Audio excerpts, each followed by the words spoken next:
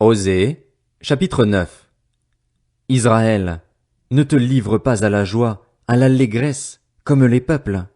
En effet, tu t'es prostitué en abandonnant ton Dieu, tu as aimé un salaire impur dans toutes les aires à blé. L'air de battage et le pressoir ne les nourriront pas, et le vin nouveau leur fera défaut. Ils ne resteront pas dans le pays de l'Éternel. Éphraïm retournera en Égypte, et ils mangeront en Assyrie des aliments impurs. Ils ne verseront pas de vin en l'honneur de l'Éternel.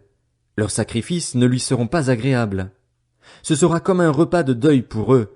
Tous ceux qui en mangeront se rendront impurs. Oui, leur pain ne sera que pour eux. Il n'entrera pas dans la maison de l'Éternel. Que ferez-vous lors des jours solennels, lors des fêtes de l'Éternel? Les voici qui partent, car le pays est dévasté. L'Égypte les accueillera, Memphis leur donnera des tombeaux. Ce qu'ils ont de précieux, leur argent, sera pris par les orties, et les ronces pousseront dans leurs tentes. Ils arrivent, les jours de l'intervention, ils arrivent, les jours de la rétribution. Israël va le savoir. Le prophète est fou, l'homme inspiré délire. C'est à cause de la grandeur de tes fautes et de ta haine. Éphraïm est un guetteur contre mon Dieu. Un prophète est un filet d'oiseleur sur toutes ses voies. Il y a de la haine dans la maison de son Dieu. Ils sont plongés dans la corruption comme à l'époque de Gibéa. L'Éternel se souviendra de leurs fautes, il punira leurs péchés.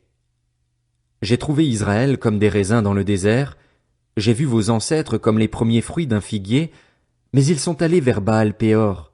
Ils se sont consacrés à l'infâme idole et ils sont devenus aussi détestables que l'objet de leur amour. La gloire d'Éphraïm s'envolera comme un oiseau. Plus de naissance, plus de grossesse, plus de conception. S'ils élèvent des enfants, je les en priverai avant qu'ils ne soient des hommes, et malheur à eux quand je les abandonnerai. Aussi loin que portent mes regards du côté de Tyr, Éphraïm est planté dans un pâturage. Mais Éphraïm conduira ses enfants vers celui qui les tuera. Donne-leur, Éternel. Que leur donneras-tu? Donne-leur un ventre qui avorte et des seins desséchés. Toute leur méchanceté s'est montrée à Gilgal. C'est là que je les ai pris en haine. À cause de la méchanceté de leurs agissements, je les chasserai de ma maison. Je ne continuerai pas à les aimer. Tous leurs chefs sont des rebelles. Éphraïm est frappé, sa racine est devenue sèche. Ils ne porteront plus de fruits et, s'ils ont des enfants, je ferai mourir ces objets de leur tendresse. Mon Dieu les rejettera parce qu'ils ne l'ont pas écouté, et ils seront errants parmi les nations. Osée, chapitre 10. Israël était une vigne fertile qui produisait beaucoup de fruits. Plus ses fruits étaient abondants, plus il a multiplié les autels. Plus son pays était prospère, plus il a embelli les statues. Leur cœur est partagé. Ils vont maintenant en supporter les conséquences. L'Éternel démolira leurs autels, détruira leurs statues. Bientôt ils diront, nous n'avons pas de roi car nous n'avons pas craint l'Éternel, et le roi, que pourrait-il faire pour nous? Ils parlent et ils parlent, ils font de faux serments, ils concluent des alliances. Aussi, le jugement poussera comme une plante vénéneuse dans les sillons des champs. Les habitants de Samarie seront consternés au sujet des veaux de Beth-Aven. Le peuple mènera le deuil sur l'idole et ses prêtres trembleront pour elle, pour sa gloire, qui va disparaître du milieu d'eux. Elle sera transportée en Assyrie pour servir de cadeau au roi Jareb. La honte s'emparera d'Éphraïm et Israël rougira de ses projets. C'en est fait de Samarie, de son roi. Il est comme de l'écume à la surface de l'eau. Les hauts lieux de Beth-Aven, où Israël a péché, seront détruits. La ronce et le chardon pousseront sur leurs autels. Ils diront aux montagnes, couvrez-nous, et aux collines, tombez sur nous. Depuis l'époque de Gibéa tu as péché, Israël. Ils en sont restés là, et la guerre contre les méchants ne les atteindrait pas à Gibéa? Je les corrigerai à mon gré, et des peuples se ligueront contre eux, quand on les enchaînera pour leur double faute. Éphraïm est une génisse dressée qui aime fouler le grain, mais je mettrai une barre sur son beau cou. J'attellerai Éphraïm, Juda labourera, Jacob hercera. Semez pour la justice, moissonnez pour la bonté, défrichez-vous un champ nouveau. C'est le moment de rechercher l'Éternel, jusqu'à ce qu'il vienne et déverse pour vous la justice. Vous avez cultivé le mal, moissonné le péché, mangé le fruit du mensonge.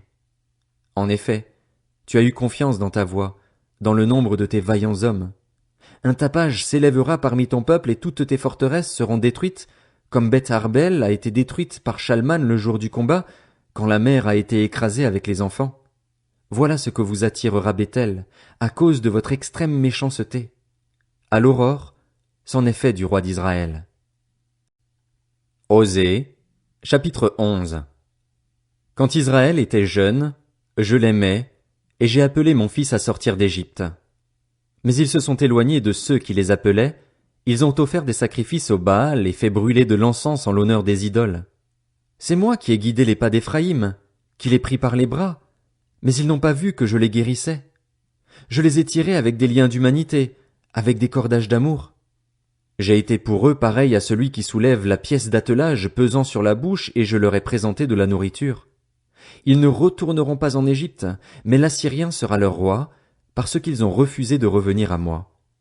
L'épée fondra sur leur ville, exterminera, détruira leur soutien, à cause des projets qu'ils ont eus. Mon peuple est enclin à s'éloigner de moi. On les rappelle vers le Très-Haut, mais aucun d'eux ne se lève. Comment te traiterai-je, Éphraïm? Faut-il que je te livre à l'ennemi, Israël? Dois-je te traiter comme Adma, te rendre semblable à Tseboïm? Je suis tout bouleversé, je suis rempli de compassion. Je n'agirai pas en fonction de l'ardeur de ma colère. Je renonce à détruire Éphraïm, car je suis Dieu, et non pas un homme. Je suis saint au milieu de toi, je ne viendrai pas avec colère. Ils suivront l'Éternel qui rugira comme un lion, car il rugira, et des enfants accourront de la mer. Ils accourront de l'Égypte, pareil à un oiseau, et de la Syrie, pareil à une colombe, et je les ferai habiter dans leurs maisons, déclare l'Éternel.